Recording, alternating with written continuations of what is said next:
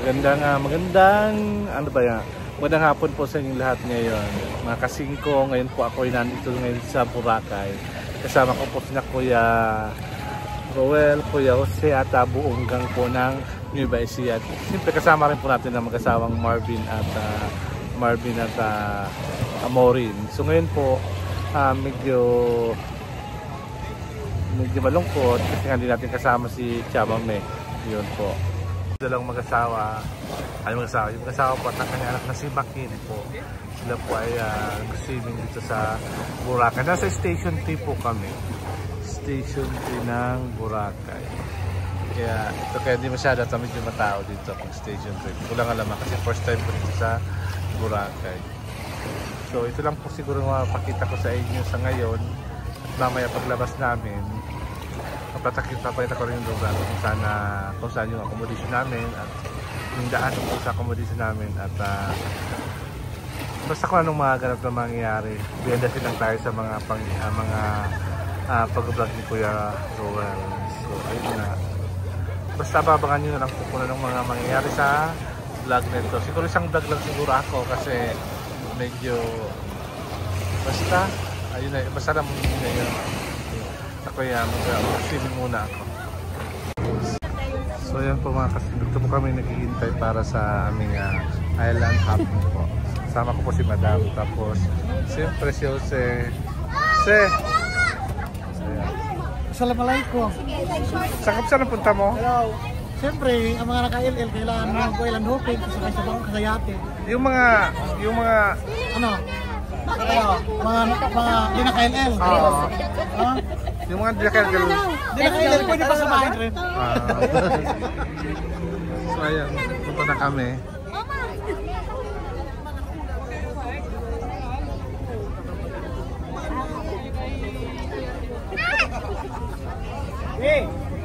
Punta po kami mga kasing sa aming sa aming boat. Hindi naman alam kung saan. Sayang 150. Hintay lang namin na buti. Baka dumating na eh. Kapunta na kami. So, ayan nga. Punta na kami dito.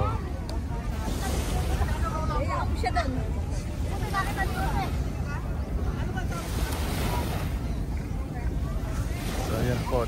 Dito yung kasi yung hintayan ng mga papunta po sa mag-island hopping. Yung mga activities dito sa Boracay. Same lang po sa Palawan. Ay sa El Nido. Kasi nagkaroon pa ng registration kasi hindi man kasi namin kasama sa package. Kaya yun po. So dito na kami. Ito na sakyan namin yun po. Sa Mali Alexia. So kami sasakay.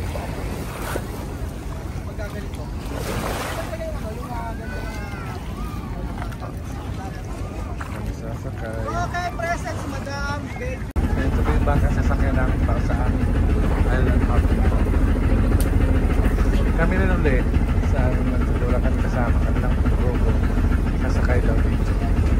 So abangan nyo mamaya kasi yung paano mga kaganapan na mangyayari na happy sa araw na ito kasama ni Sigap o team po. Team Owel.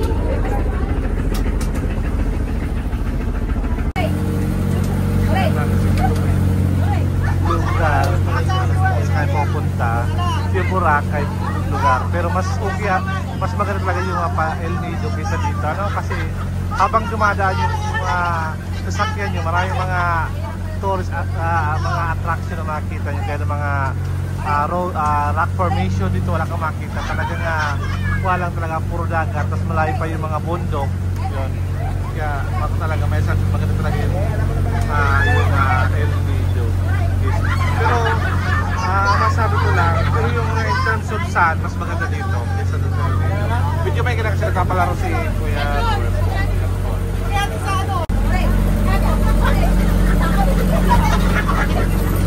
Dito kayo.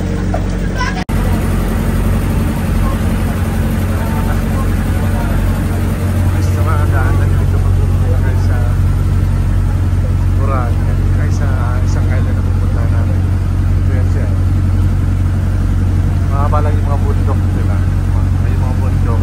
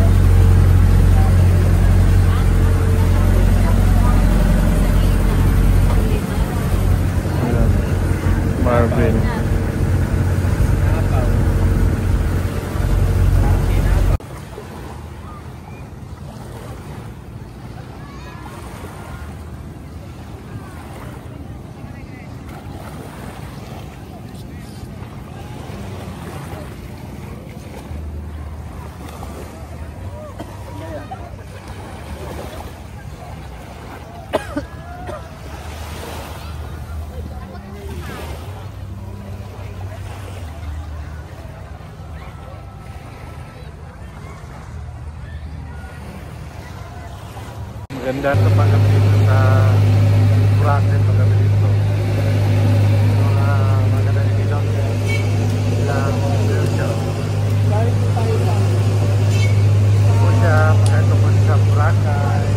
Paggabi ganito po, maraming tao, buhay na buhay ang nightlife dito. So, ito po yung sa makita nyo sa lugar ng Boracay po. So, pauwi na po kami. Bumili lang kami ng gamot. Kaya, mapansin nyo, hindi ko lang kung less creme ba dito o sa Boracay sa first time po dito. Kung okay lang ba dito.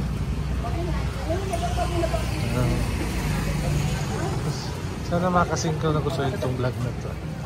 At bukas leksyon na.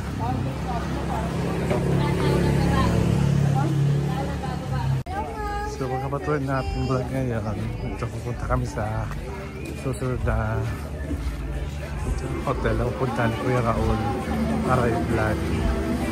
Dito kami ngayon sa station 3 ng Boracay. Ganito yun pagtanghali. Normal na init. Kaya na may unbox po dito rin. Daanan namin. Hindi lang kagadaan sa ibang mga beach dito kasi itong Boracay napaka talaga yung kuha niya, yung buhangin niya. Pulverized talaga yung talagang parang nung tawag doon yung parang pulburon yung kuha na kaysa sa kano napaganda ng dagat sa Palawan. Pero dito yung kuha niya sand, napakaiba talaga. Talagang pinong-pino talaga. Yung ito na paniwanag ko sa inyo nung sa vlog ko nung una. So ito po, punta kami din ngayon sa lugar kung saan si Kuya Raul nag-vlog. Kasama ng si Kuya Pugi, si Madam at si Madam na Ano? ay, no, dada yung pagsalita ka na rin mo pa. Ayun. Ayun. Yun, marami ng tourist. Maganda talaga dito sa Boracay. Kasi long beach siya, yung mahaba. Ayun. Hindi kaya po dun sa Palawan na maiksi lang yung beach. Tapos, para mapunta ng ibang beach, kailangan mo mag-island hopping. Ayun po dito. Mamaya ata mag-parasailing ka kay mamaya. Hindi ko alam kung anong oras. Siguro mamaya hapon pa siguro hintay namin si Doktora po. Para po yung kapag activities din kami dito sa 5 araw namin na pag-stay dito sa Boracay. Ayan si Jose. Ayan.